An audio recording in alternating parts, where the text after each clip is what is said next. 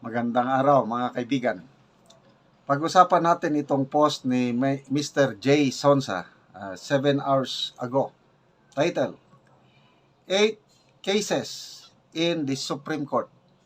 Meaning, ang Administrasyong Marcos may pang-8 kaso na isasampa sa Supreme Court. Coming very soon, sabi niya, attorneys are currently filing another case against the Marcos administration in connection with alleged wrong and illegal transfer of funds from Philippine Deposit Insurance Corporation, Land Bank of the Philippines, and Development Bank of the Philippines. Okay? A class suit is set to be filed on the hijacking and robbery of the capital funds of the Philippine Deposit Insurance Corporation. The siphoning of 120 billion must also be raised and brought to the attention of the Supreme Court. The massive hijacking and plunder also happened by robbing the equity capital of Land Bank of the Philippines and Development Bank of the Philippines. Both banks could get bankrupt. Okay, walang detalye dito si Mr. J. Sonsa kung sino yung mga abogado na magpa-file nito at kung kailan nila ipafile. So, hintayin po natin ang detalye kay Mr. Jason sa or malalaman na lang natin sa other sources. Sa ngayon, 7 na po ang naisampang kaso laban sa Marcos administrasyon. So, i-summarize natin 2 tungkol sa PhilHealth. Una, yung isinampa ni na Senator Coco Pimentel at Bayan Muna, natapos ng 2 oral arguments. Pangalawa, PhilHealth issue, yung isinampa ni Dr. Tony Liachon. 2 rin tungkol sa impeachment ni BP Sara. Una, isinampa grupo ni Attorney Israelito Torion. Pangalawa, yung mismong kampo ni BP Sara. So, 4 na yan. Panglima, yung vloggers, yung petition ng mga vloggers na inaksyonan ng Supreme Court at pinapasagot na ang House of Representatives. And then, pang-6, yung budget na isinampa 2025 budget, isinampa ni na Attorney Vic at magkakaroon na ng oral argument sa April 1.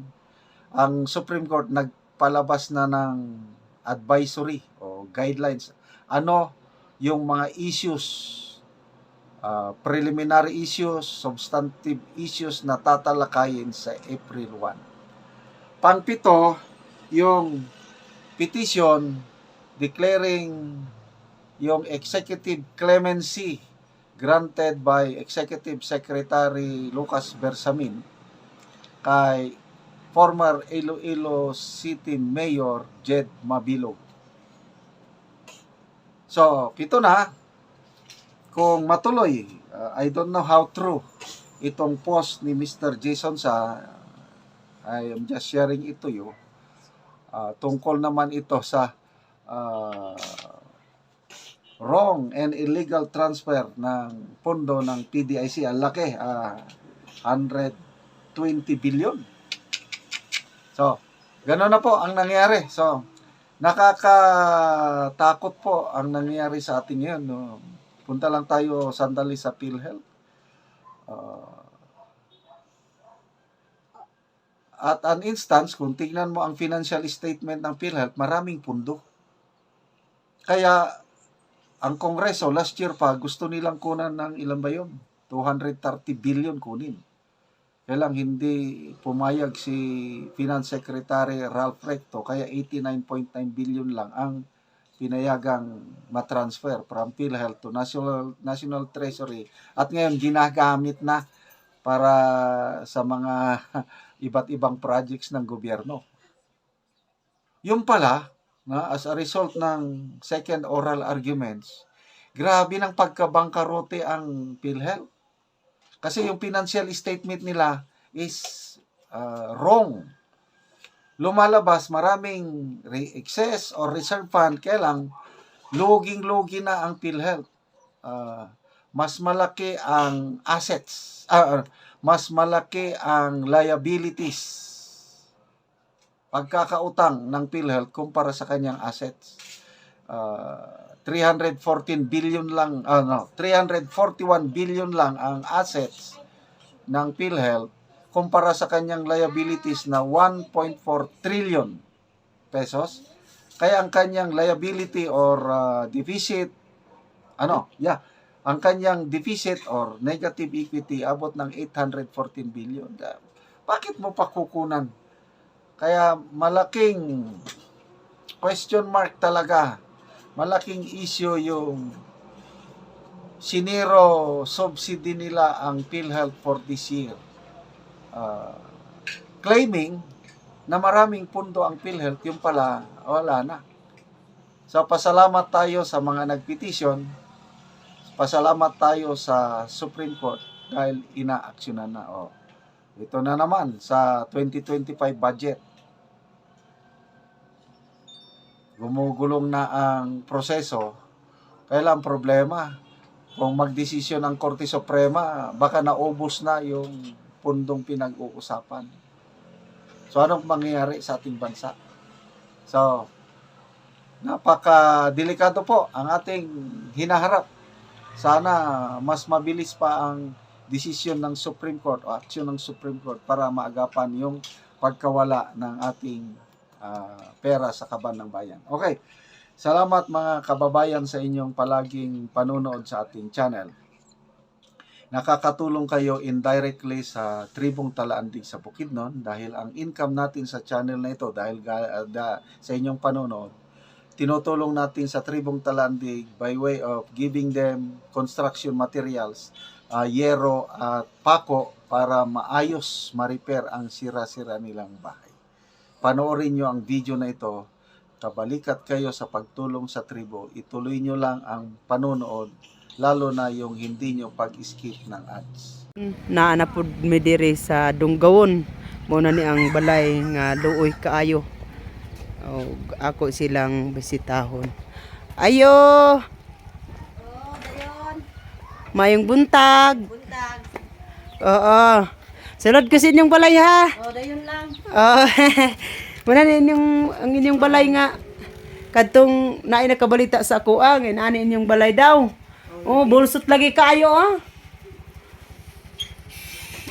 Akso na bugod gaulan. Kung mga luog na kayong bulsot sa inyong balay ba? Lagi. Pila mo ani nga gapuyo? Upat Mo ani nga gapuyo. Ang inyong balay bulsot gid kayo. So nadugay na gid ni nga inyong sin. Dugay na. Lagi ba? Mga luag na gid kayo ang bangag. Kita gid nato nga ang bangag. Nakaron gaulan-ulan naman pod. Akso na pod mo ani gabalaka. Balaka na sad may kay kuan, ulan-ulan na sad. Oo, gaulan naman pod diri sa ato agod. Dili ra kaayo mag-ulan. Una ni ang ilang balay gyud nga luoy kaayo. Kay mga bulsot na.